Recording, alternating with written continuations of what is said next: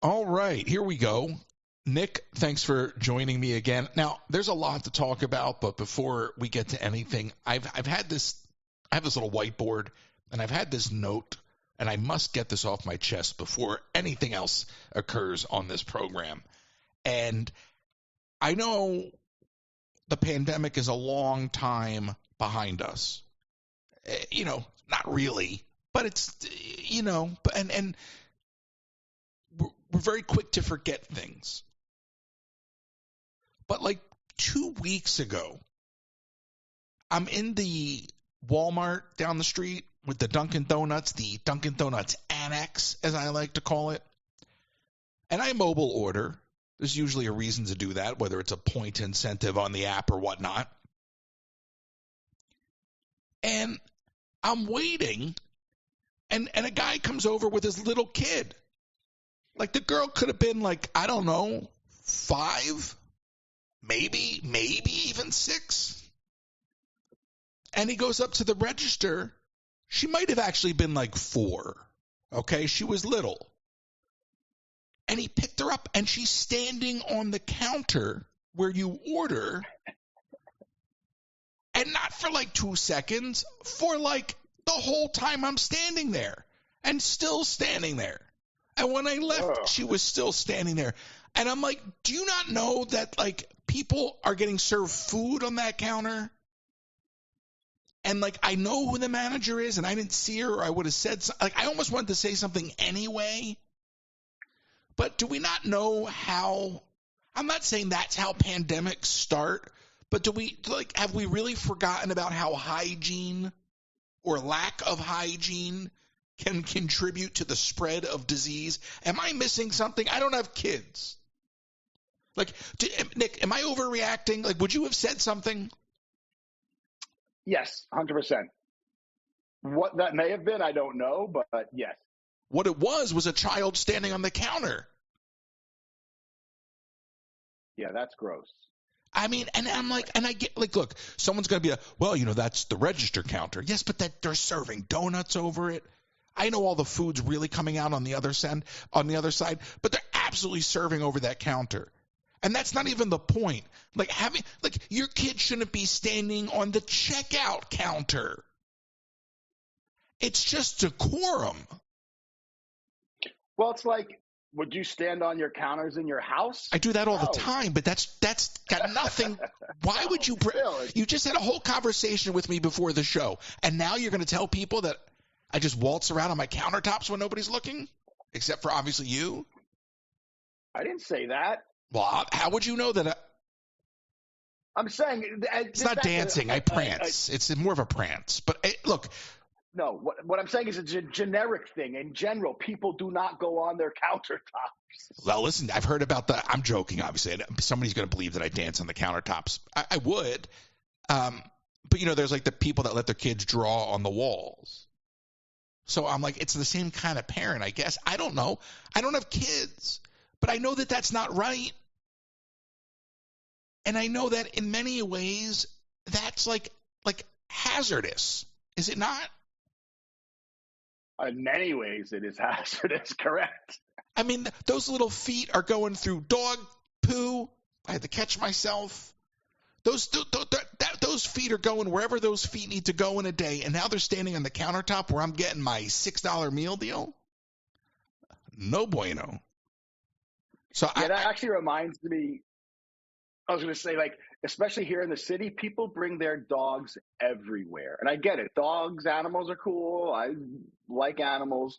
But I can't tell you how many times I'm walking in the grocery store and then there's someone with an animal with a quote-unquote service animal vest on, and it's like nose is deep into the produce, sniffing things and pulling. Like, true service animals do not do that. And I'm not knocking people who need them. There's a Whole Foods by me, for instance, and it specifically says if you have a service animal, you have to have it for the legit ADA rules, not just like, a emotional support dog, which is not, I don't believe, don't quote me, but I don't believe that's a true ADA animal. Well, look, I'll just say that's the same thing with people being filthy and bringing filth where food is. And on that front with the animals, because I see it in the park all the time, I can tell a mile away what's legit and what's not. And I'm going to tell you right now, 90% of it's not legit. Okay? It's just spoiled people that feel like you don't. If it's like, and I get it. For some people, it's a thing. Okay, there are people that maybe have served this country that are suffering from PTSD. Okay, and maybe that is therapeutic for them to have an animal. Just like you said, I'm not knocking that, but it's very obvious to see, much like people using their ECVs, it's taken advantage of. It's taken advantage of. There are people that legitimately need, a scooter in the park, or legitimately, they need help, right? Like they're so somebody needs an animal for genuine therapeutic reasons. I fully support it, but yeah, it's so obvious to tell when somebody's just kind of like using the almost like using the animal as a carrot, Oh, I have an animal. It's my therapy animal. You could tell. Especially in Disney, you can tell, because you only bring. You can tell anywhere. Yeah, but people are just so gluttonous when it comes. I just don't understand it. But going back to that, because it's still gluttony. This guy's got the kid standing on the counter and nobody says anything, right? Like that's the thing that baffles me. Nobody says anything. You can't challenge somebody with a therapy dog because they have that little vest on. You can't say anything. You got to play along. But there is no vest that kid can wear that allows them to stand on that counter. I'm sorry. Not that we're equating children to animals, but maybe we are. Not on purpose. Okay, but when your kid's standing on the counter, it's a little animalistic. Well, the true animals are the parents. Well, that's what happens when children raising children. Exactly. So I had to get that out. I've seen things like that, and I usually say stuff. I even be like, it's like sarcastically, I'll be like, I don't think that belongs up there. Like I don't necessarily tell them to get down or be like, or like I do it more in a sarcastic, side-eyed kind of manner, so that way, if they were to get uppity and mad at me, I could just be like, whatever, like, it's not worth the fight or the argument. But again, like I always like to find a way to interject the voice of reasoning without, to avoid conflicts. I wish I would have had this thought then, because I would have said it, but I should have gone up to them with a straight face and been like, could you please have your child put on the booties on their shoes before stepping on the counter? You know how like when you come into a new home or you go into and I'd be like, could you just, and then they'd be looking for them, But the other part of that, Nick, is people are dumb. They'd be looking for them. If I knew, I'd go grab them off the shelf at Walmart and be like, here you go. Could you just put these on, please? But Dunkin' Donuts also had a recall.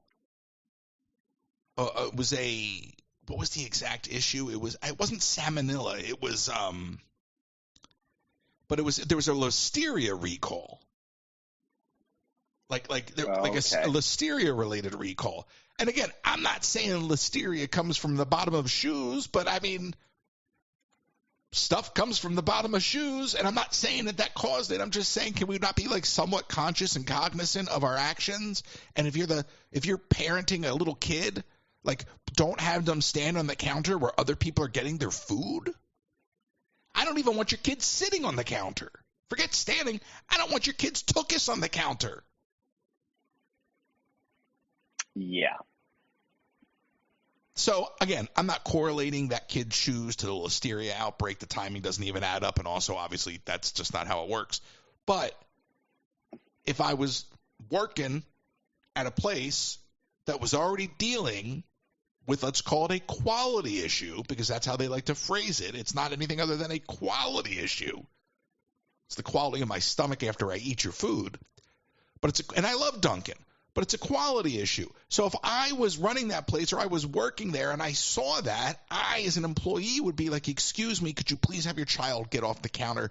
That is not hygienic. Like, that should be a health, like a, what do they call that? A food and safety, a food and health thing violation. What is that called? Yeah. Health investigator, inspector. Health, yeah. What is it? Who is it? Boom. Yeah, FDA. I don't know if they still exist anymore, but I think that falls under the FDA. Well, we'll check in later. We'll find out. They might. It depends, and where you are in the show. Beginning of the show, they existed. By the end of the show, they're gone. Maybe, yeah. That's the world we're living in. So was there an employee there to say anything, or did they see, or what was their reaction or lack thereof? I gotta believe somebody saw it, but they're always, to be fair, they're always working there, like always working and like over there and moving around and whatnot. So I'm not really gonna fault anybody, which is why I wanted to say something, but I'm just like, dude. Yeah. Like get your little cretin off of the counter. And I like kids. I'm not knocking kids. I'm just saying. It's gross. It's a little gremlin. They're okay. Anyway. Yeah, kids. Yeah. Speaking of kids and where they should or should not be, I'm sure we've all have heard of this one. Oh, yes. Who has not heard the clips of little Elon Musk's child X in the Oval Office, right? I think everybody's heard them by now, no? I hope so. And if you haven't, I think we're going to post some links. We don't have the clips for you right now. Sorry. Well, we do have the clips. We're not going to play the clips just because I feel like everybody's heard it. So it just makes sense to move on. The links will be there. They're out there. But when you listen to that isolated audio, hearing his son whisper in a way to Donald Trump, he says two different things. You need to, shut your mouth? I think was one of them. And someone even says that they think he dropped the F-bomb in the middle of that. It's tough to tell. Like, it sounds like you need to shut your mouth. Again, I don't know, but yeah. And then the next one, he says something along the lines of like, you need to get out of that chair. You're not the president. And when I heard that, I was like, one, wow. Two, kids really shouldn't be in the Oval Office. Unless you're like the president. I disagree with that. Well, that's a whole nother thing. Oh, you mean the president's kids, okay? You're okay with that? Yeah. Okay, that was my point. Yeah, because little John... For some reason, if they're parenting, yeah. Right. Exactly. That's where it's going to go. Like that picture of him under the desk is adorable. But although having another kid tell Donald Trump to shut up and to get out of the chair, that's pretty adorable too in my book. I don't know. I mean, look... You could argue that the president did have his kid in the Oval Office. Well, that's a whole nother topic. But and then who was the interview as well that Elon brought his son with? It was Sean Hannity. I know what you're talking about. Yeah. Or was if you listen to that, or one of those, Hannity or Brett Baer. But what it is it's a kid. That's where the kid says, we can just sit in SpaceX and do whatever we want. He's parakeeting what kids hear. That's what kids do. They don't. Well, he also said that if you really listen to it, it's basically like they are asking, I don't know if it was Elon or the kid, like who's going to win or this and that. And if you listen to it, like I was telling Royce earlier, like I'm not a conspiracy theorist, but when you hear the way his replies were basically saying like, oh, we already won. He's the president, this and that. And something's up. But the problem is it's a null argument because anybody who has a problem with what you just said is going to go, well, they stole the election last time, so we're even now. Yeah. And that's the problem with the world we're living in. So I don't even buy into I know what I heard. I've actually just put a wall up going into the conspiracy side. I definitely think Trump heard the kid say what he said because of the look on his face. Like he definitely heard him say something. But some folks that I know who are Trump supporters, who are conservative. Okay, and I guess I'm really thinking of 2, maybe 3 people at the moment in particular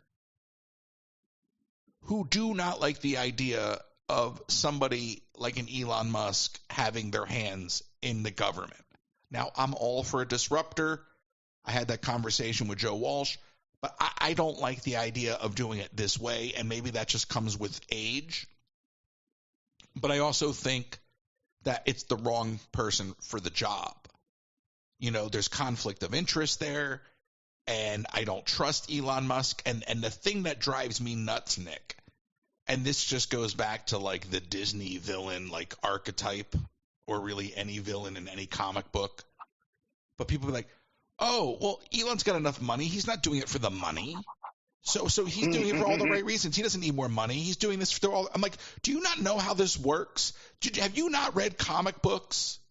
Like, do you not know? Like, did Lex Luthor tap out? Well, I got enough money. I'm out of here. Have fun, soups. Like, and I'm not even giving Elon Musk that much credit. I'm just saying, like, when your argument is that's not a good argument. What I would prefer, okay, because I'm all for the disruption, is I would have preferred that Elon Musk, even if it's going to be Elon Musk doing it, came in and said, listen, the first thing we're going to do is we're going to take a hard look at the fat. And we're going to be very transparent, but we're going to cut a bunch of things. But first thing we're going to do is we're going to spend just a little bit of time looking. Okay? And then we're going to make some announcements. But instead, what they're doing every single day, it's almost like whack-a-mole. Like, they just keep knocking things down as they pop up. It's almost like I don't even know if they have an order to it, or they're just like, well, we sent somebody over here today. We can get over there today. You got somebody who can go over there today? Go over there today. Like, it just seems chaotic, and it just seems it's like the way he took on Twitter, where it's like, let me just break everything and, like, boil it down to just nothing, and then we'll rebuild it. And I just don't like that strategy. Like, I can separate my personal opinions of the man. You know, but I also think what's really laughable about that is, you know, all the 4 years, and I hate it, whataboutisms and all that nonsense, but 4 years of people saying who's running the country when you never heard from Biden, and now you have you have Elon Musk standing right there next to Trump like an overlord, and, you know, in broad daylight. You know, and you could ask the same questions. So the same questions are being asked for very different reasons. But it's just funny to me how people lose sight of that. And I come at this from the middle, you know, because I don't really care for any of these people at this point. I think they're all destroying us on purpose. I really feel that way. Well, yeah, I think that's 100% correct. They need it's. Yeah, they're going to right and left, right and left. Everything. Yeah, no, I know, but as far as just breaking everything, let's break everything, and then whatever, whoever's in charge gets to try and put it back together the way they want to, and then eventually the powers will shift, and then kind of the same thing. But I really wanted to, like, circle back to the point, or the one thing you said is, and I think it's really important to kind of like drive it home just for like in general, but also you were saying like with his kids saying these things, kids that age do not form those thoughts. Like, I never knew who the president was. I never cared, probably till I was at least old enough to vote, if not later. At least in your 30s. Yeah, so 100% for that child, kids either repeat things they overhear at that age, or they repeat things that are said to them. It's like when you watch the funny videos where a little baby drops their bottle and drops an F-bomb. The reason they're saying that is because they see their parents. But what are you going to do about it? What are you going to do about it? Nothing. I mean, there's nothing you could do about it, but it's obviously clear what is going on. But it doesn't mean that the election was stolen. That's crazy. No. I'm not saying that. I'm just saying it's clear that Elon is telling his kid, or he's overhearing conversations of Elon with someone else, basically being like, "Yeah, I'm in charge." I'll tell you what. I'll tell you what. What you really need to look at there is the fact that Elon doesn't care, right? Because Elon his face didn't even, in the clip with Hannity, Elon, and I thought about this watching, I watched it a couple times. He doesn't even care that the kid says it because he just knows he can get away with it, right? In other words, there was no panic that set in because the kid was blowing up his spot. Because you have two choices here. He's either completely unaware, right, and the kid blows up his spot and he doesn't get it, and he keeps bringing the kid around in places where he shouldn't be, or, and I'm not trying to be conspiratorial, I'm just saying, or he doesn't care and he's like, let X say whatever he wants. That's how I feel anyway. Yeah. And that could be same arrogance that lets you dress the way he dresses walking into the Oval Office. And I was listening, somebody was saying that the other day. Oh, look at the power play. Mm-hmm. He's wearing the T-shirt. That's the whole billionaire move. And I'm like, well, that is the whole billionaire move. And guess what? I can't blame him for that. He spent a lot of money to get to that Oval Office. Well, he could go in there in flip-flops. They do have a dress code. Yeah, dress code schmess. Yeah. He's the richest guy in the world. Oh, I know. It just shows that he can do whatever he wants, Nick. He can do whatever he wants. I 100% agree, regardless of who's in charge. No, I mean in the world, he can do whatever he wants. Clearly, that's what we're learning. regardless of who is at the top or leading what. That's what we're learning. He's literally I was going to say the Teflon Don, but no, that's I'm trying to think what would rhyme with Elon. Teflon. I don't know. Well, first of all, I don't think it's Teflon, and I don't care. And also, look, I'm not trying to make this like overtly political. I mean, and I know people are like, well, you had like Rick Wilson on, and yeah, because I'm responding to the moment. You know, it's responding to the moment, and what's disappointing for me is a guy like Elon Musk. Like, a lot of people look up to him, right? A lot of people, and what's disappointing is that he's now mired up in this whole political thing, and it's just not going to end well, right? So all of the good that he has done, whether you like the man or not, all of the things that he's contributed, all the things he's been a part of. I mean, I don't think what he's doing right now, and I'm separating it from the Donald Trump of it all. But I just purely think that what he's doing, and I think in many ways strategically for Donald Trump, it's nice to have Elon doing it all because Trump's hands are up in the air, and you're like, listen, I didn't do it, and Elon's the one that winds up going to jail. But I think what Elon's doing right now is reckless, and it's dangerous, and it's without accountability.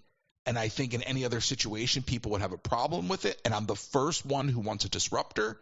I'm like, take a bulldozer to it all. I truly am. But this is not that. And it's got nothing to do with who's in the White House. It's just got to do with an approach to business. And I do think the government should be looked at like a business. And I do think that waste needs to be reduced. But what we're looking at here is not that. And then what bothers me even further, Nick, and so I heard this interview with Josh Gad on CNN talking about his book. And he was talking about how as a Jewish actor, he felt the need to speak up on issues that he never really expected to become,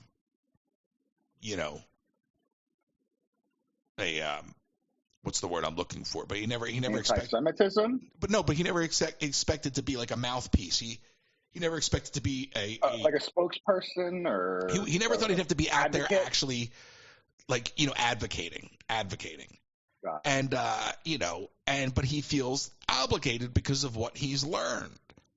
And so the one thing I have to say, and I related to that so much because I just know what propaganda is, and I just recognize the patterns, and I just know from learning growing up, not in secular school, okay, but in Hebrew school, what the patterns are. And what scares me is how people are so willing to give up their rights. And you can take all the names out of it for a second, but people are so willing to give up their rights. Well, well, there's a reason for that, I think. And again, this is, I think, me thinking, and to parlay with my wonderful grammar is just education. We are you could say we are the number one country in the world. Let's just say that.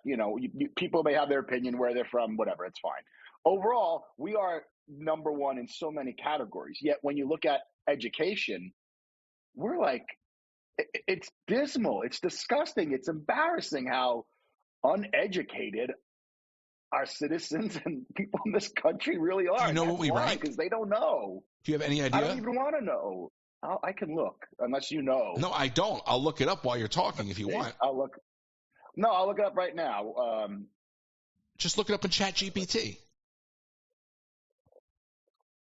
I mean, ChatGPT is great for stuff like that. And then you can cross-reference it further. But I find ChatGPT is a great research tool. Oh, it's amazing. All right, so... But by the way, that goes right to what we're talking about, though, because now it's part of the same problem, Nick. Yeah. Yeah. I mean, it really is. I mean, look, you can sit here and you can talk about giving up power or control to the government, and then or power or control up to those in power. But then you could talk about giving up your own autonomy, and the more that we lean on AI, and this is something I really want to talk about more and more on this podcast as we go on and bring on more folks to talk about this. And, there's all the conversation about OpenAI and the whole Elon Musk, Sam Altman back and forth. And then there's the conversation about DeepSeek coming out of China. But I think when you look at how AI has the potential to take away our independence, and how giving into AI, even in the way that I just told Nick, go use it, the way that we lean into it, we are very quickly going to give away our ability to do things on our own. We're not even going to realize it, but we're going to be giving away our own control.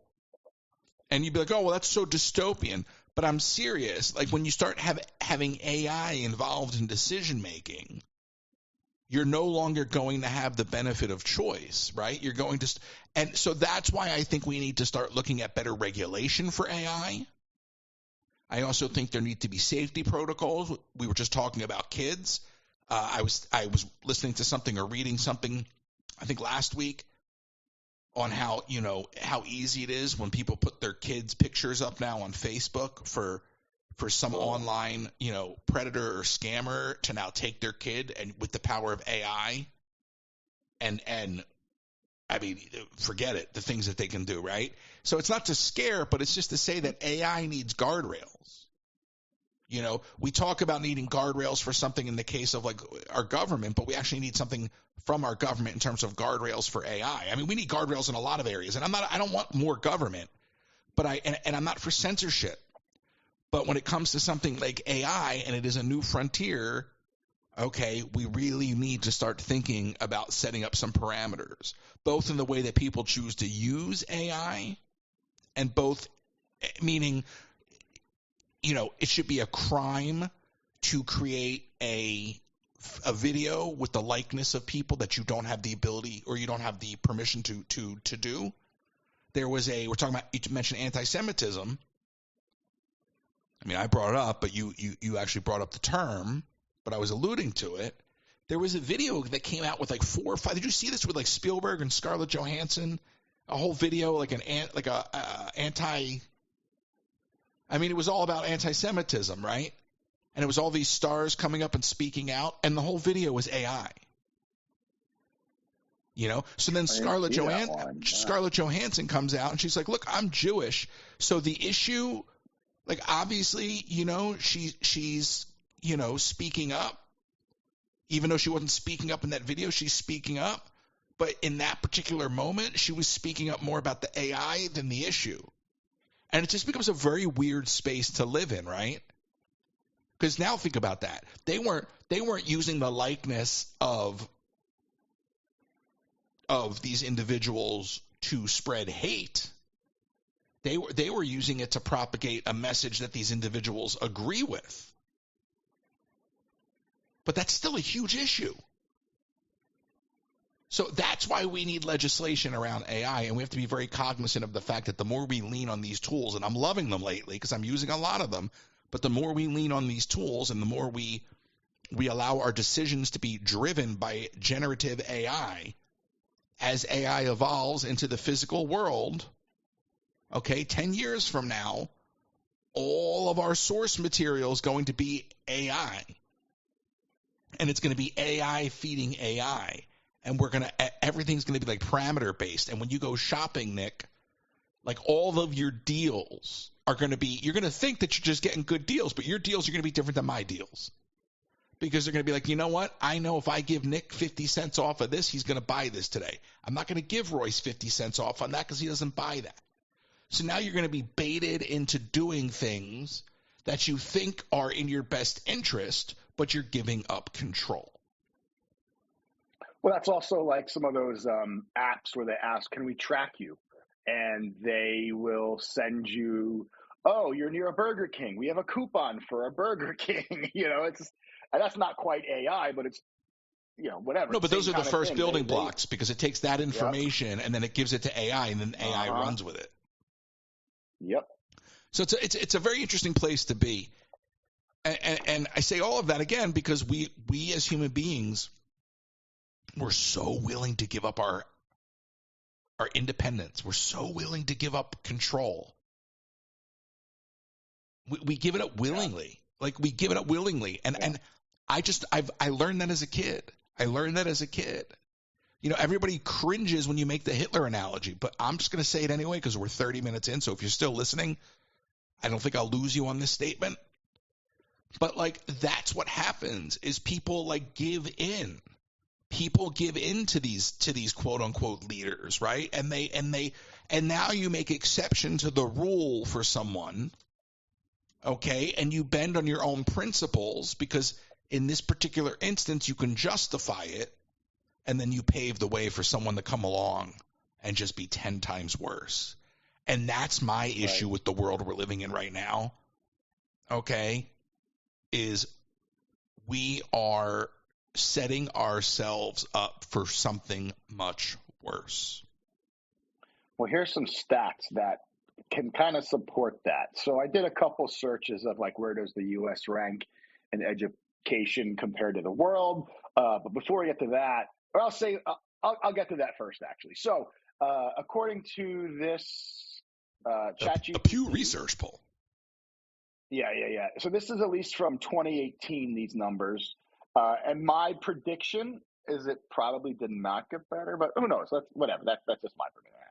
Anyway, so as far as reading so this is compared to 79 participating countries and economies. As far as reading goes, the U.S. ranked 13th, which honestly I'm surprised. That doesn't sound that bad. I would think we would probably. Just depends what they're reading. I'm saying that. I'm just surprised we were even that high, but anyway, as far as science goes, we ranked 18th, which, all right. But where we really faltered was math. Apparently, we're not good at math. We scored 37th in math, just about in the middle. What about science? And science was 18th. Did you say that already? 1-8. 18th, yeah, 1-8. And looking at other surveys and data that has been collected, not by me by any means, that's pretty fair across the board, or pretty close to it on average. But we're definitely not at the top.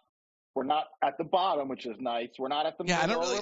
I don't really think you're making a significant argument there. But what I would say, just taking the mathematic one for a second, okay?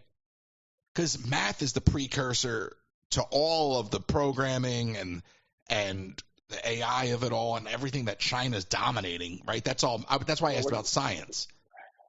Yeah, well, we're getting our butts kicked in math for sure. Right. But we can read. Well, but we're not, I guess, is the problem. Well, again, it's what are we reading? That's the problem. Speaking of reading, maybe we're too good at reading. Nah, I disagree. I don't think so. No, I'm saying maybe we're reading. Go on. I would say, speaking of reading and going back to where we are landing with math and science, I then searched where does the U.S. rank in education regarding history. And now ChatGPT says there's no real global rankings like math or science, I guess, because history in a way is more or less of reading something and what you remember and regurgitating it. But according to the National Assessment of Educational Progress, and in quotes, they're calling it the nation's report card, in 2022, so let's just say 2 years ago, whatever it may be. Good math, Nick. Thank you. 2 years ago. Oh, my God, get to the point. Only 13% of U.S. eighth graders scored proficient in U.S. history. Now, it doesn't say what that necessarily means, I don't know if that means it has to be above. What does U.S. history have to do with whether, anything? U.S. history is not the problem. No. What I'm saying, though, is clearly history is not something this country is good at. And when you look at history, whether it's whether I'm going to be honest with you, you're not helping the argument. Worldwide, you're not helping the of argument. Course I am. It's not U.S. history that's the problem. Okay. It's not U.S. history that's the problem. You just said U.S. history. I'm using that, yes, because that's the data I have. But I'm using that as some, I don't know, anecdotal. I can't even pronounce that word now. Anecdotal. What is that? Anecdotal. Thank you. Anecdotal. I'm using that, I guess, as like anecdotal evidence to show that history is clearly not this country's strong part. Well, first of all, that's not anecdotal. But okay, fine. Well, whatever. You know what I'm trying to get. You know what you should search? Clearly, history is.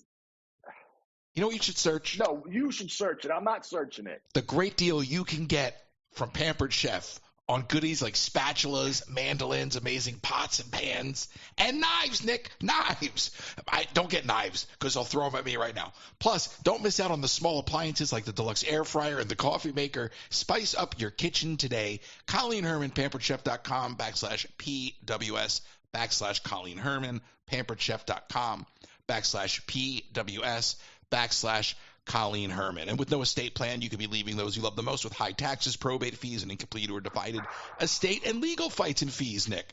And thank you for not muting your mic. If you live in Florida, contact RK Law for free consultation to discuss the options and the tools you have available to protect your home, savings, and estate for those you love the most. To get started, send an email to russell@rklawpro.com, russell@rklawpro.com, or call 786-566-2456, 786-566-2456.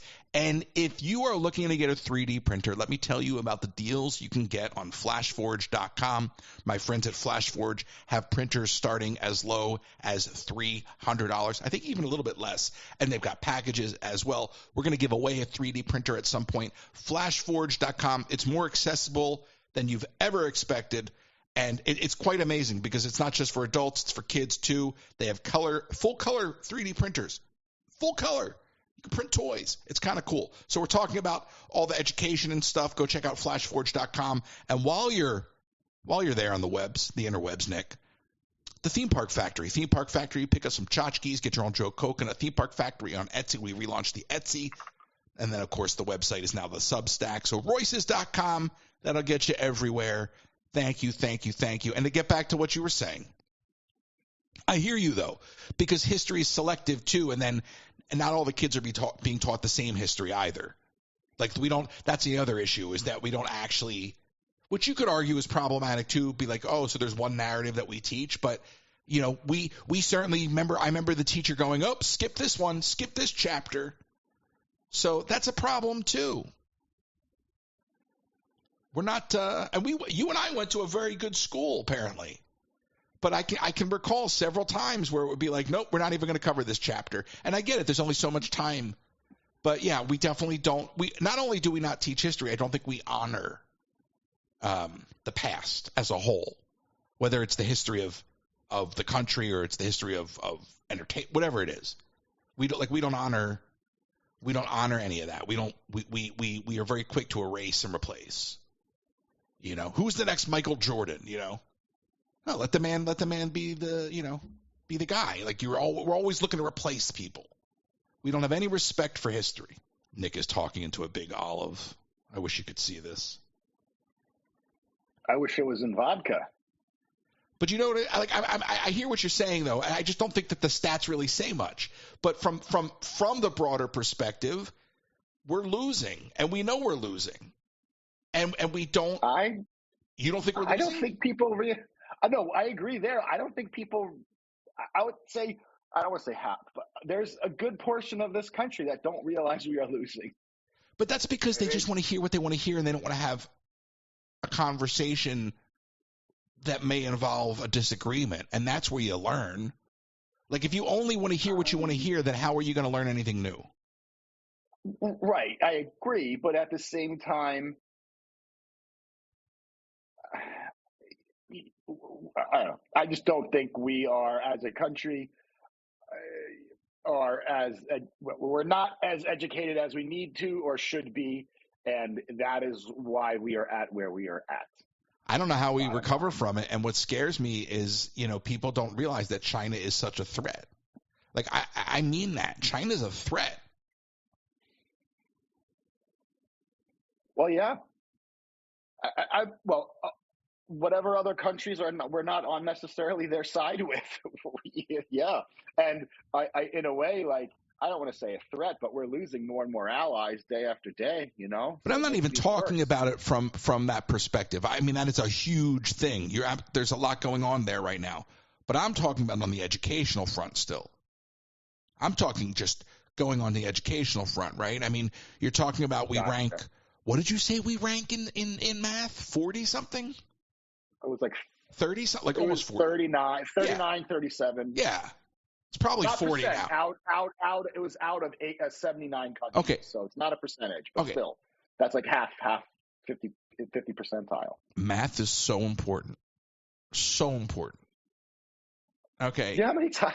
Not times, but what cracks me up, like even simple math, you go to like a grocery store or like a drugstore and you ring up something and it's like, it's like $4.77 or whatever.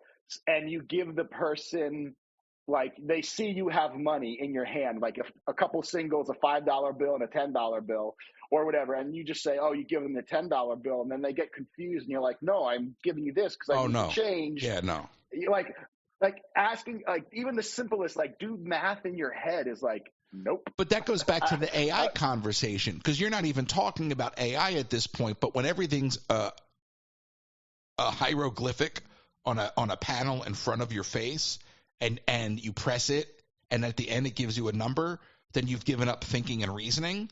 So then when you're like, oh, I'll give you the 20 instead of the 10, so you don't have to give me back the change, kind of thing, they're like, what? Right. And their head explodes. Now, here's my theory, and I haven't thought about this yet until just now, but you just tipped me off to something. That might be the whole Roundup scam, so that nobody has to do this math anymore. If we just get everybody to round up, everything's even. No, that scam is so corporations can make more money and or donate money and write it off to pay less in taxes and all that other. But I'm saying, but also it keeps the line moving because the people behind the counter aren't doing math anymore. Do you want to round up? Perfect. Get you out of here 10 seconds quicker, 10 more cents in our pocket. Well, it's not even, I mean, most places you go now anyway are all electronic. People, the cashiers aren't doing the math. It's just they get confused. They don't understand why you were doing what you were doing, or they can't foresee that, like, oh, you're doing this for this, rather than just being like, why are you doing that? I know. But do you round up? Do I hit the round up button? Yeah. No. Because I don't believe that they're actually giving it. I think they're keeping it. Again, whether they are or are not keeping it, and I'm going to give everyone the benefit of the doubt that they are donating it, not keeping it.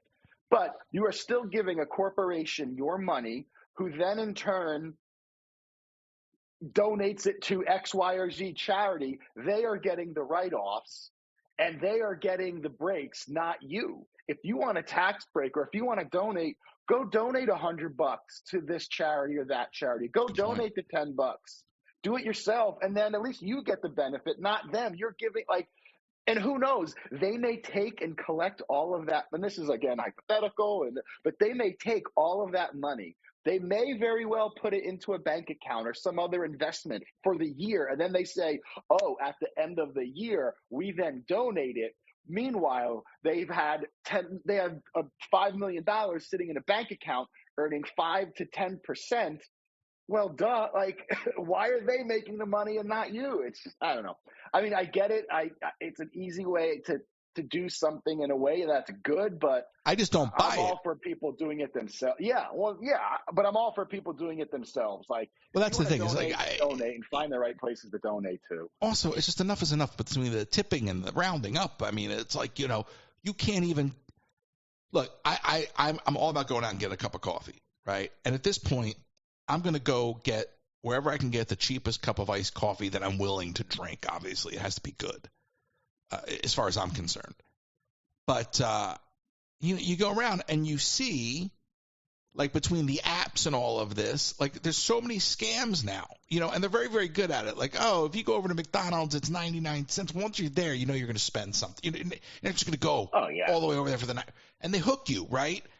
And I just find that, like, in this whole thing now, what we do is we got stuck up in the gamification, whatever you want to call it. And then the next thing you know, it's like between the rounding up and the this thing and then that thing and the reloading and the apps and all this is everything is more expensive than it's supposed to be. Oh, okay, well, now if I spend a couple extra bucks, you're getting me. But if I tip my points, now I got my points, I get my free coffee. Or it's like, hey, do you want to round up? So everything is like an upsell. I guess that's what I'm trying to say. Like, everything is, whether they're forcing it through the app or gamification, but the upsell culture. Yeah, in a way, I get that culture, at least, because especially from my, like, serving and bartending days, you wanted to upsell because the more you could push, the more money you could make. But you just made my point for me. Right, but I'm going to tip you based off of that because I'm going to I don't need. But that's based. If you make me a cup of coffee at the counter, I don't need to tip you for that. The company should be paying you adequately. And like you said, if the company wants to donate to said cause, they shouldn't be asking the customer to round up. So, I mean, all of these upsells seem to be the customers subsidizing for the company. Why do I need to tip somebody at a Starbucks? Shouldn't Starbucks be paying that person enough that they don't need to rely on my tip? Isn't Starbucks charging enough already as it is? I mean, you want to talk about scams. You go to Starbucks, okay, you can get a cup of coffee. I don't mind if the coffee's $4. You got me. I'm committed to paying it. And then I'm like, I'm already there. I may as well get something to eat again, right? But you can't get anything to eat at Starbucks for under $6. And it's not even good. And it's tiny. $7 for a little tiny falafel thing. It was actually pretty good, actually. I was surprised. But it was tiny. So it's like their whole ruse is the upsell in the food. It just drives me crazy. These companies are always gouging for an extra 10 cents somewhere. Figuratively, but also don't forget that when you say the upsell, they're making the money off the food. They're making the money off the coffee. Coffee is dirt cheap. Yeah, but you think they're not making money off that food too? Well, of course they are, but they're definitely making, I would think, more money off of the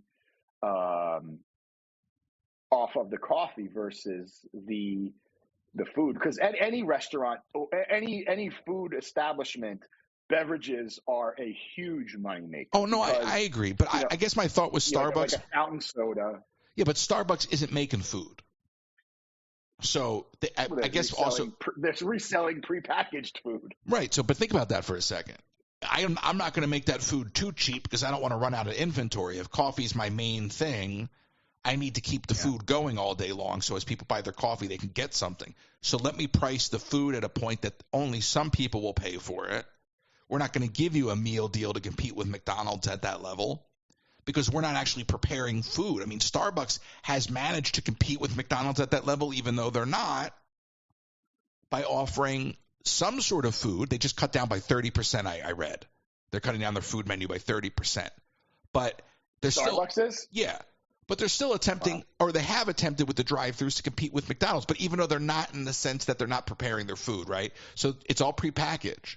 So I charge a couple extra bucks, it moves a little bit slower. I almost wonder if Starbucks wants their food to move slower. Because otherwise you wipe them out. They can't make more. If McDonald's gets wiped out of burgers, they make more burgers.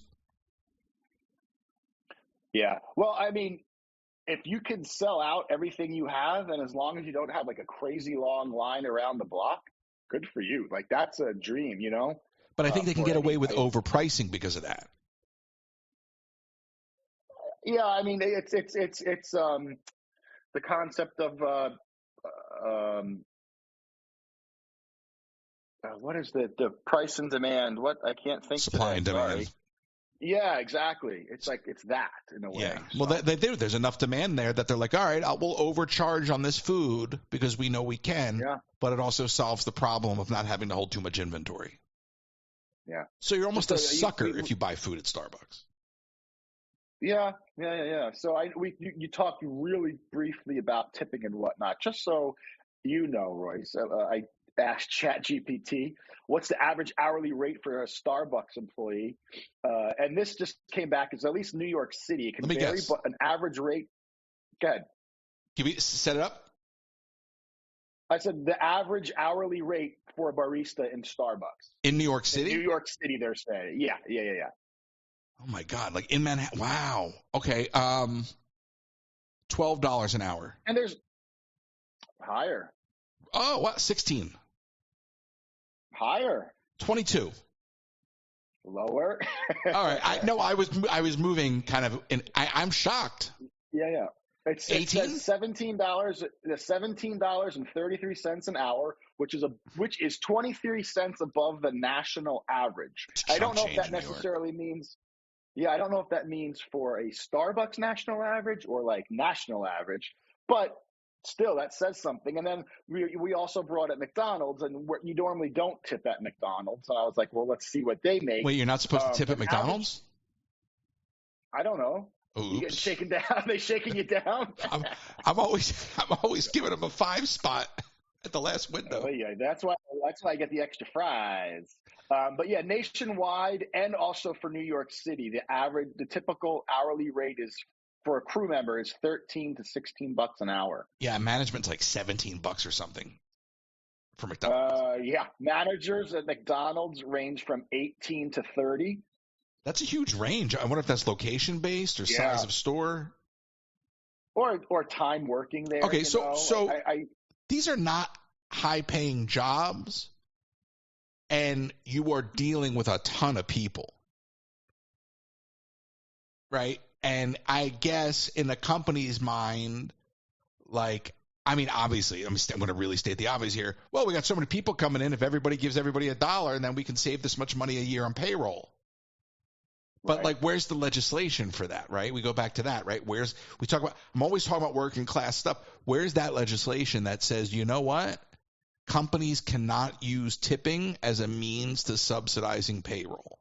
Everybody needs to be. I was going to say, when I was bartending and serving, especially I was working at a chain restaurant, not, a nicer chain restaurant. Actually, whatever. I worked at a macaroni grill. They're defunct, so it doesn't matter anyway. But one step above Olive Garden, in my opinion. But yeah, we were getting paid like $2 an hour. That's what we were, something like that. That's criminal. Change an hour as a server, and you were relying on your tips. Now, if I remember correctly, if you did not reach the hourly minimum wage, and granted this was a long time ago, the restaurant or the corporation had to make up the difference, but you always got there. Because they had, by law, you had to. Crazy. Yeah, exactly. It was crazy. And they were relying on people's tips to pay you basically minimum wage, not the corporation paying you minimum wage, which it's not acceptable. I don't know. It doesn't add up to me. Nope.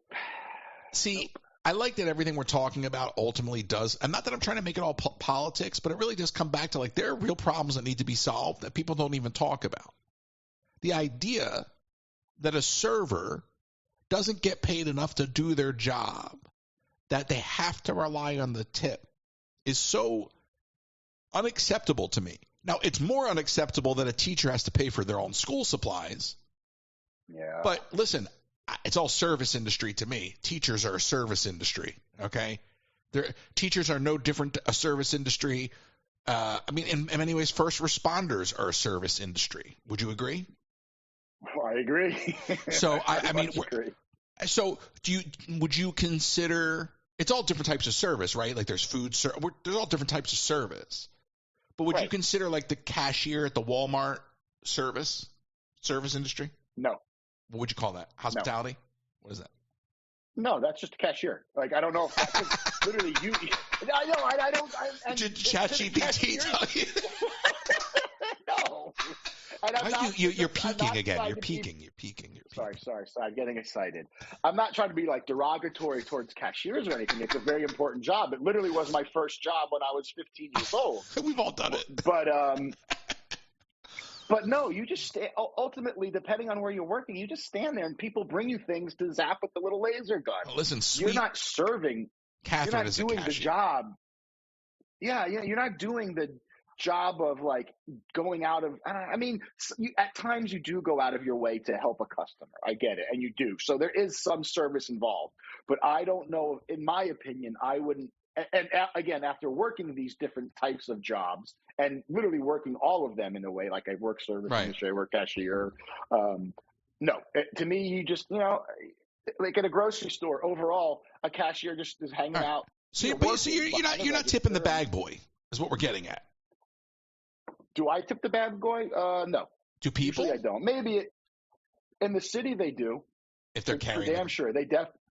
They definitely have people like at the register with the little like the court to go plastic container with like change and random dollar bills. Just for bagging your groceries? While they're bagging. Yeah. They should be carrying out. I'm sure they split it among employees. Well, in the city, where are they carrying it to? Your house? No, but I mean, that's people don't have cars. Do you tip the ambulance? That would be nice. Yeah, right? I'm just saying, like, I mean, if we're handing out tips, I get it. If I'm tipping the person that's making my coffee, I should be tipping the ambulance driver. Those are the people you want to be tipping. That's what I'm saying. Oh, wow, you really got me there on time. I'm not dead. Here's 20. Yep. I'm just saying, like, Thank you. If should be tipping anybody. I think tipping needs to go away. Isn't Trump trying to make tipping go away? Or was that just? I heard he's trying to not tax tips, which I think is fine, which is fair because technically it's not an earned wage. It's not your earned wage. It's just a bonus. It's not fair that the companies can circumvent the tax by doing it that way, and then it has to. So I do agree. Look, there are things that Trump wants to do that I'm okay with. There are not many, okay? But in the broad principles, we all want health, right? So I'm all for that. But it's all about who you choose and what gets done. And unfortunately, in this country, we play a good game of political theater, and nothing tends to ever get done. So I'll be the first to admit it when I see something that I like. But that goes for anybody in any of these situations, I get it's funny to me how as soon as you start to talk about this stuff, like I was looking on YouTube, I posted the Joe Walsh interview, and somebody's like, somebody commented, no, thank you, bye, unsubscribing. I'm like, you know what? I didn't want you anyway. You could just say, I don't want to watch that episode. I'll stick around for the next thing. Maybe I'll like that one. Like, Nick, have you ever been watching TV? Let's say you're watching something on NBC. I have watched TV. Yeah, okay. So you're watching, right? And then something comes on NBC that you don't like. And then you switch to ABC, right? Do you go, F NBC, I'm never going back there. I can't stand that show. Right. No, that doesn't happen. Come on. No, you just go back for the show you like. But there's something about the social component to all of this where people feel the need because there's a comment section there. They're like, I should use it. I'm like, you didn't need to comment. Just go leave. I don't expect people to agree with me. I'm hoping to get to the point of conversation that becomes productive, that whether you agree or you disagree, you're like, well, that's interesting. I could extrapolate something from that. That's the idea. And like I said the other day, I'm reaching out to people from all walks of life. I'm not trying to be lopsided. I'm just doing what I can do and how I can do it. I got very fortunate to get those two guys back to back, Rick and Joe. But I don't know who's next. And I've reached out to people on the AI front, on the Disney front. So, I mean, on all fronts. So everybody just calm down. People are all wild. Everyone's so angry.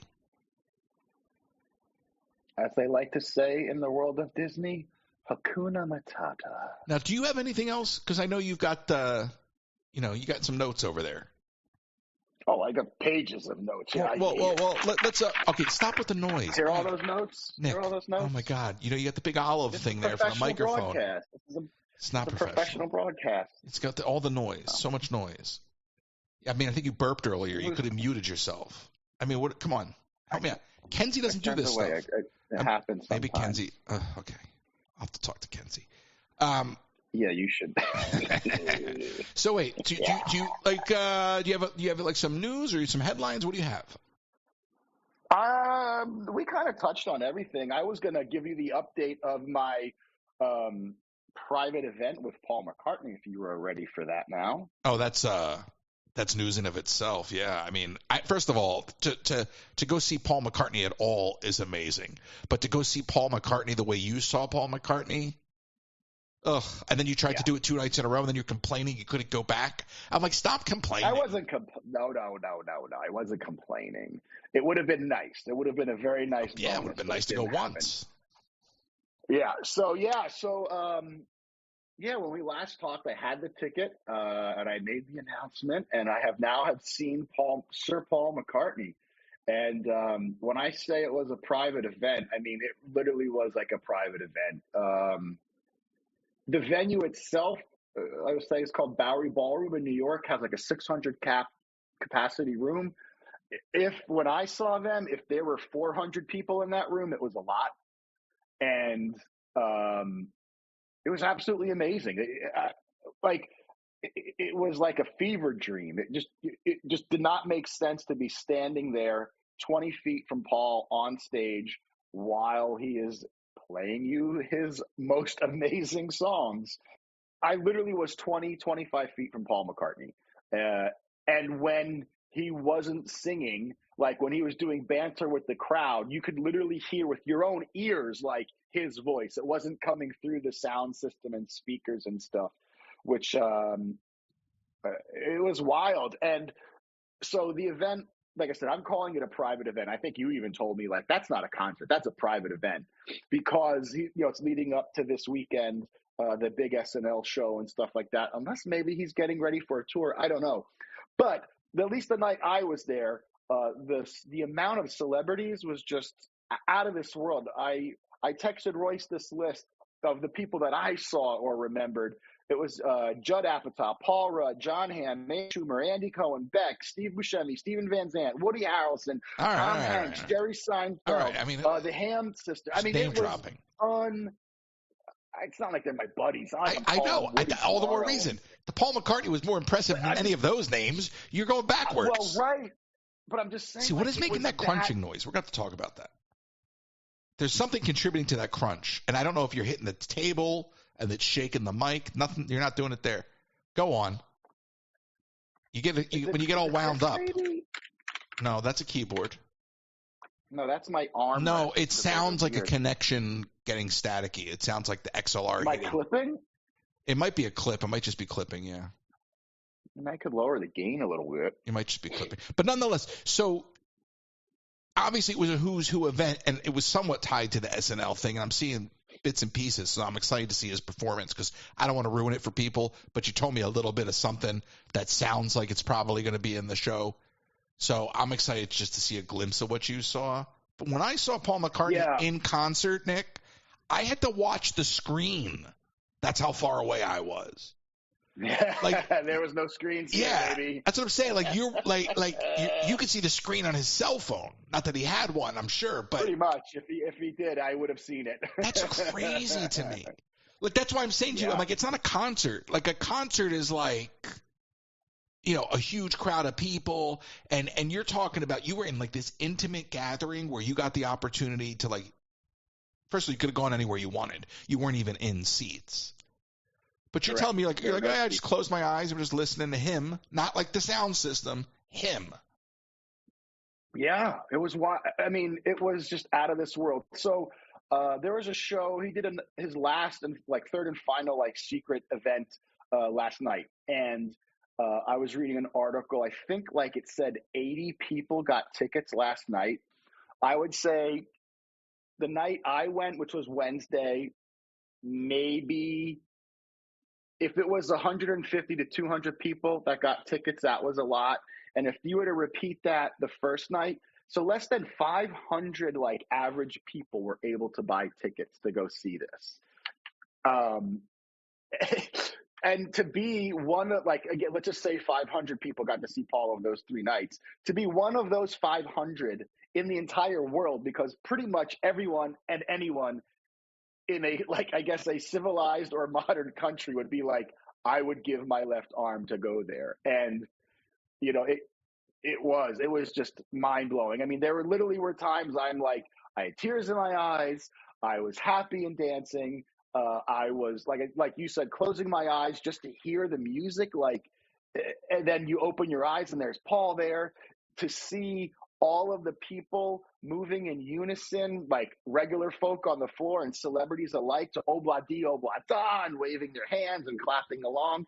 It was just literally, it's a once in a lifetime thing. I can probably say this will be the best concert I've ever been to in my life. So that's my question. Is there anyone, let's just say same environment, right? Is there anyone else you could think of that's alive that you could put up on that stage that could rival that experience? In other words, is there any other artist alive that you'd be like, oh my God, that would be amazing to see like that? Or is Paul McCartney the top? I really don't know. I can't think of anyone alive. I can't think of one. I can think of some people that are no longer with us. Yeah. That would be cool to see. Yeah, exactly. Way. But I'm just trying to think, because part of it's, I mean, obviously it's the music. It's all the music and it's Paul. But part of that too, like part of what makes that so special is Paul McCartney is one of these guys that's been alive for like several generations. So his impact. Several. Well, yeah, several. Yeah. And, but his impact has been felt in different ways from generation to generation. And there's not going to be many people left at this point on this planet that are going to get the opportunity that you got. Yeah. So what I kind of find remarkable about that, and I said this to you privately, was that like you're getting to see him like in a way that the last time people got to see him that way was probably when the Beatles came out. Like, think about that. Like, that's the bookend. Like, that kind of performance is the bookend to a career that started with probably thousands of venues like that. Yeah. And to speak of like generations, it was really cool. Like, I caught this. And again, it was almost like a tear-jerking moment in a good way. I'm guessing there was this kid. He must have been like 13 years old. And literally the first song started and like the crowd or someone from the crowd like grabbed him and walked him through the crowd right up to the fence so that kid could see Paul McCartney, because there was no way he was going to see him. He was just too short. And then, you know, so that just says that speaks volumes about the people that were there and realizing what was going on. But then on top of that, at the end of the show, everyone's just like literally on cloud nine, talking to each other and, you know, sharing the experience. And I ended up, me and my friend who went, we were talking to this older gentleman, and he told us that when he was 13, he saw Paul McCartney and the Beatles in Shea Stadium in 1964. Jeez. So I literally got to see like the bookends of his entire span, which, you know, looking back at it now, it's crazy. But I mean, like, when do you think the last time he played a venue like that is? That's what I'm saying. I mean, and that's kind of what he said too. He's like, I don't know when the last time I played to this little bit of people. It's like, it's crazy. Or will again, for that matter. That's what's crazy about it. It's not like it's the surprise concert thing is cool. All that's cool. The coolest part is that it was a private event. That it was Paul McCartney in a way that most people will never get to see, even if they can pay for it. Yeah. I mean, maybe people like, and this is a total random crapshoot, like maybe people may get lucky enough to see him on like a talk show at night, you know, perform like but that's that a amount song. Of people. No, and that's what I was going to say. Like, it's not just you're seeing him play 2 songs or whatever. Or if you want to buy front row to the concert, it's going to cost. I mean, that's what I'm saying. It was $50. You said. Yeah, it's crazy. You want to hear the set list? No. Want me to run it down or no? Okay. Yeah, I know it's. No I will offense. say so. No. I'm going to give you the last. If I could just hear the last 6 songs, I would have paid I would have paid $100 a song to see live. So I'll just give you that. So the last 3 songs of the main set were Lady Madonna, Let It Be, and Hey Jude. Then the band, they ended Hey Jude at such a high, like it was such a crescendo. The band comes out, bows, goes off stage. Everyone's screaming encore, one more song. And, the house lights aren't up. There's no background music. Everyone knows there's another song coming. So the band comes out. The place goes nuts. The encore medley was Golden Slumbers, Carry That Weight, and The End. Oh, and I mean, that's my favorite. That's the B-side is like those three. Yeah, those three back to back at the end. That would have been it for me. Like that, I would have been paid $500 or something to go see. Well, no, serious question. $100 a song, 6 songs, $600. I probably would pay that. Yeah. So I'll do it for 10, $60. A song? No, $10 a song, $60 total. Oh, $10. No, I'm saying 100. I'd pay a lot of money. I'm saying I'll sing them for $60 total. Oh, like carry up? No, I'm good, thanks. It's a huge savings. Mm-hmm. I've heard you sing before. I'm good, thank you. You don't want a counter offer? No. Actually, wait. How about this? You pay me $60 and I'll listen. And still don't sing. For me to listen. Yeah. And I'll give you a review. I'll critique you. Now, let me tell you something. You could do a lot better with that money. Like buy some of the goodies on pamperedchef.com. I mean, look, spatulas, mandolins, amazing pots and pans and knives. Plus, don't miss out on the deluxe air fryer and the coffee maker. I know Nick loves his coffee as much as I do. But you know what I got to tell you, Nick? With all the coffee that you can make at home, there's nothing like nobody seems, and maybe Pampered Chef has it. You tell me. I need to find a good iced coffee maker, something that brews fresh iced coffee. Go to pamperedchef.com. Maybe they have it. You let me know. P.O. Box is on my Instagram. pamperedchef.com/PWS/Colleen Herman. pamperedchef.com/PWS/Colleen Herman. With no estate plan, you could be leaving those you love the most, Nick, with high taxes, probate fees, and incomplete or divided estate, and legal fights and fees. If you live in Florida, contact RK Law for a free consultation to discuss the options and tools you have available to protect your home, your savings, estate, and those you love the most. To get started, send an email to russell@rklawpro.com, russell@rklawpro.com, or call 786-566-2456 to set up your consultation today. As always, flashforge.com has you covered. 3D printers more affordable than ever, easier to use than ever, and so much fun. Flashforge.com. Go check out my friends at flashforge.com and begin your 3D printing adventures today. And speaking of going to websites, go to Etsy, check out the Theme Park Factory, pick up a Joe Coconut, pick up a Joe Coconut beanie. There's keychains and tchotchkes from the 3D printer. So go check all of that out. You can get that link and so many other links, other ways to support this endeavor here, by going to royces.com, which actually now Nick will take you to the Substack, and then you can find out the Twitch of it all, the YouTube, wherever you want to lend your support, however you want to do it. You can sign up and subscribe on Substack as well. There's TV Remix. So thank you. I let people figure it out. There's 100 ways. In this world, this digital world, there's 100 ways you can show your support. So thank you to all of our sponsors. Thank you, sponsors. I appreciate you taking the time to do the podcast with me. Nick is somebody I've known since the 3rd grade. And what I like about having you on the show, Nick, is that there's sort of a pre-established banter.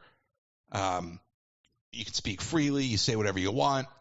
And I know that even though more times than not we will tend to agree on issues, I do like the fact that there is the opportunity to have an open, honest conversation about anything. So it's the thing that's most important to me about this, hence the name of the show, Under the Influence, bringing on people of all aspects of influence to get under the hood and to have real, honest, raw conversation and to get out of those corners, because just to bring it all the way back to the top, people are more divided than ever. You don't have to sit here and persuade people to agree with you.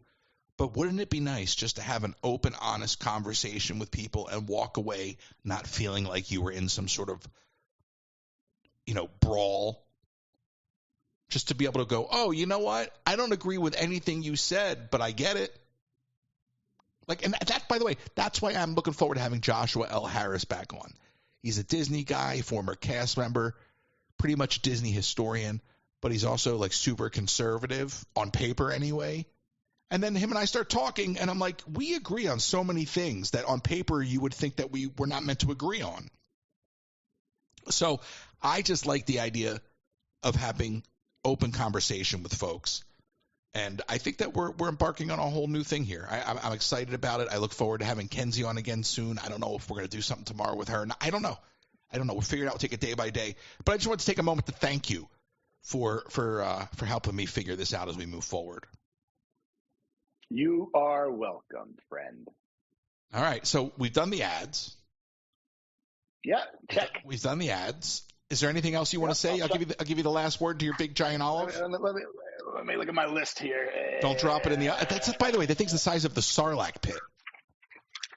It's huge. Stop making noise. The olive.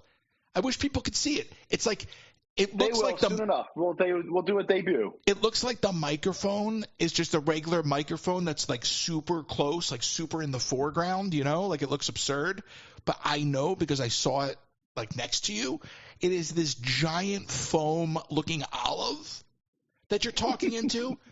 I mean, you could just put your head inside the thing. It looks like a Lego afro. I'm going to do it like this. I'm just going to do this. Seriously, it looks. Let me take a picture of that. I'll put it on my. It looks like a Lego afro. It does. I mean, what is that? And it's literally about 2 feet from the screen. And maybe, I don't know. Well, nobody's going to do, again, this is too much information. Nobody's. So they could know how big it is or see the size. Yeah, but we already talked about we're like number 40 in math. So what are you doing giving out specs? That's not math. Yes, it is. Numbers are math. That's geometry. That's math. The distance is geometry. Well, yeah. Geometry is math. Oy vey, Izmir. This goes back to what are you reading? All right, Nick, take the olive away from your face. We got to end the show. Nobody's benefiting from that. Yeah. I am. I am too. It's hilarious. Yeah. It looks like O.J. Simpson's afro and Naked Gun. Wow. Yeah. It's huge. Yeah, they do make different colors, but yeah, we want just one that won't show dirt or anything like that much. I want one. How do I get one? Yeah. Like a big orange one. Hang on. I think it's called the eyeball. All right. Well, listen. 1 sec. Well, we're not giving away free ads now, are we? And we're not. Oh yeah, never mind. I'll text it to you. But yeah, we're not sponsored by them yet. Maybe. All right. Or we're not sponsored by ChatGPT either, but we could be. All right. Goodbye, everybody. That out as well. Thank you, Nick. Bye-bye.